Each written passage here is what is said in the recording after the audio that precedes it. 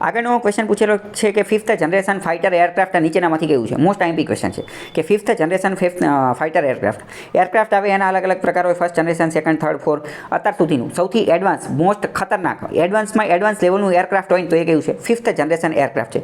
Rafale, MiG અને Tejas mark 1 આમાંથી કયા જે છે એ 5th જનરેશન છે? આમાંથી એકેય નથી. ભારતમાં એ 5th જનરેશન ફાઇટર એરક્રાફ્ટ છે જ નહીં. ભારતમાં એ 5th જનરેશન ફાઇટર એરક્રાફ્ટ જ નથી.